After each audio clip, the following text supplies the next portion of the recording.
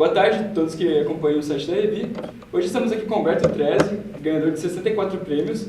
Ele cobriu conflitos na Líbia, cobriu também ações contra o PCC e o PC, o Comando Vermelho e o Primeiro Comando da Capital, no Rio de Janeiro e São Paulo. Boa tarde. Boa tarde. Humberto, você cobriu já vários tipos de conflitos, né? Inclusive com o Comando Vermelho, com o Primeiro Comando da Capital. Para você, qual foi o mais marcante de todos eles? Cada experiência é uma experiência, né? Essa da Guerra Civil na Líbia foi interessante porque eu assisti a história acontecendo, né? É uma aspiração, acho que de todo jornalista, de todo ser humano, e eu vi um regime de 4 décadas cair, né? Então foi muito interessante. Eu tive 2 vezes no começo da rebelião contra o Gaddafi, que era governante, e depois no final, quando ele foi expulso do poder, né? Sim. E uma delas se chama, na realidade eu não cobri só a Líbia, Egito e Tunísia também uma parte, né? Primavera Árabe, né? Foi esse fenômeno aí e tal. E tem outros interessantes. Na realidade eu não sou um correspondente de guerra, né? Então eventualmente eu já fui enviado em alguns lugares aí de guerra, mas eu sou repórter mais da área de crime. E nessa da área de crime, sim, eu fiz várias vezes coisas, as ondas de ataques do PCC em São Paulo, que acabaram tumultuando toda a capital paulista, né? E algumas ações do Comando Vermelho no Rio de Janeiro, tomada de morros por parte do Exército, das Forças Armadas, ocupações da polícia, a retomada de morros que estavam no poder do CV também, no Complexo do Alemão, na Maré, eu fui nas 2, né? Então, é troços interessantes. Também reputo isso, história acontecendo na tua frente, né? Sim. E como é que essa cobertura de conflitos, né, entrou na sua vida de jornalista? Porque eu cobria essa área criminal. E é uma área mais dura, tu vê muitas coisas ruins, tu acaba desenvolvendo uma certa carapaça para lidar com sofrimento, né? E com morte. E em algum momento disseram, olha, já que tu consegue lidar com isso aí, vamos te enviar nas ocasiões que acontecer. E aí começaram a me enviar. Sim. Mais seguidamente, né? Em 2013, você junto com outros jornalistas, né, receberam o Prêmio ESSO por causa de uma reportagem que vocês fizeram sobre o DOI e o COD ali, da ditadura militar, né? Como é que vocês fizeram essa divisão de tarefas entre você e o resto do grupo? Quem cobriu o quê? Assim? Essa é uma história interessante. Teve um coronel do Exército que foi assassinado num assalto em Porto Alegre. E a gente, por ser um coronel do Exército, já é um alvo que merece a atenção jornalística, é uma coisa comum. Aí o colega que foi lá para ver o fato, ele disse, não, o cara não era só um coronel do Exército, era o DOI-COD. O DOI-COD era a unidade de espionagem do regime, era de repressão política do regime militar que teve no Brasil, na ditadura. Aí a gente já começou a cogitar, será que não foi assassinado esse cara em vez de ser um assalto e tal? Na realidade, para cortar a história, esse cara foi morto num assalto mesmo. Inclusive os assaltantes eram PMs, eram policiais militares que estavam de olho nas armas. Ele tinha uma coleção de armas e ele reagiu. Eles não esperavam, ele baleou inclusive os caras e foi morto por eles no assalto.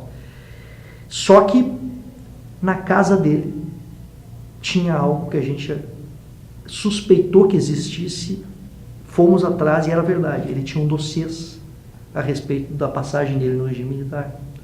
E aí ele guardava, todo militar é um pouquinho cartesiano, obcecado, né?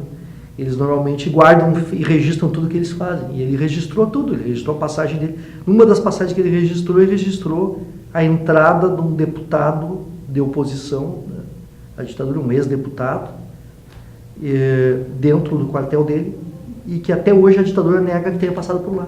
Na realidade, esse cara estava lá e morreu lá dentro. E ele registra a entrada do cara. Ele ficou como souvenir com as chaves do carro do cara, com documentos do cara. Ele guardava na casa dele. A gente conseguiu isso através de um policial amigo nosso. O cara disse, olha, vou deixar vocês olhar e tal. E aí descobrimos que o deputado esse, ele tinha passado por a última passagem dele viva na Terra tinha sido dentro de um quartel do Exército. Então isso aí se tornou Rubens Paiva, o nome dele.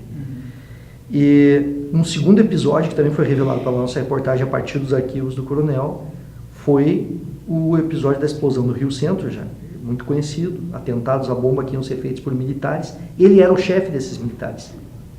Embora ele, no caso, ele não soubesse que eles fossem fazer os atentados, quando ele soube que eles tinham tentado fazer as explosões das bombas, ele protegeu os caras e deu um jeito de acobertar toda a situação. E ele registrou em diários. E aí a gente expôs isso. E pelas duas revelações que eram novidades a respeito do regime militar, a gente ganhou o prêmio Edson. Você é um jornalista muito premiado, né? Tem mais de 60 prêmios na sua carreira. Como é que você avalia a importância desses prêmios para o jornalista? Estímulo, né? Permanente. A gente não faz para isso, mas é muito bom quando vem, né? Já que a gente não ganha muito bem, é bacana ter um prêmio de vez em quando.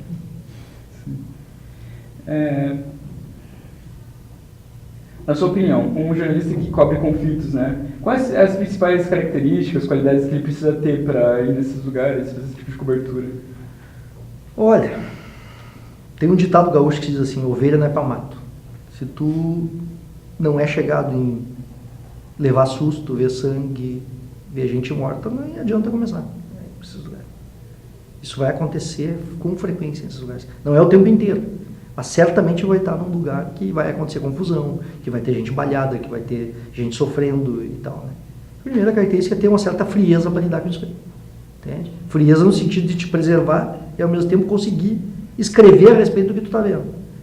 Por incrível que pareça, não é todo mundo que vê uma cena ruim e consegue escrever depois. Tem gente que vomita, tem gente que chora, tem gente que bloqueia, não consegue escrever a respeito, né? Então é isso aí. Eu acho que a pessoa tem que ter isso aí. E eu acho que jornalista em geral, de risco ou não, tem que ler muito, né? Para tentar escrever depois. Não adianta tentar escrever se você não lê. Pessoa que não lê não vai conseguir escrever. É isso. Você tem o hábito de anotar as coisas do dia a dia, das matérias que você faz, ou assim, tipo, no caso do livro Campo Minado, né? Você só fez de coisas a partir da sua memória, assim? Você tem anotado ou você costuma guardar e... As duas coisas. Eu não anoto tudo. Eu anoto números, nomes. Esse é o principal. Números e nomes. Às vezes eu boto uma palavra-chave para definir uma situação. Tipo medo, ou tipo assim, estranho, qualquer coisa que me lembre o que eu senti naquele momento. Não tem como anotar tudo que eu sei. Há frases das pessoas que você está entrevistando, assim, literalmente, para não cometer erro, né? Isso, se você não tiver com gravador. Muitas vezes não está com gravador, às vezes não é a ocasião de mostrar. Então o que eu faço? Eu tento não anotar tudo e tento memorizar muita coisa, tipo assim, descrição do como é que é esse negócio aqui, né? Tudo com branco ao redor, depois a massa cheia de imperfeições aqui ao redor, que a acústica é boa, né? Então eu estou prestando atenção no que está aqui dentro.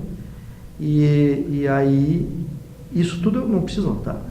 Eu vou guardar. Mas assim, ó, o essencial é que você guarde números, nomes, no meu entender, né? Números, nomes e as frases literais das pessoas para não cometer uma injustiça.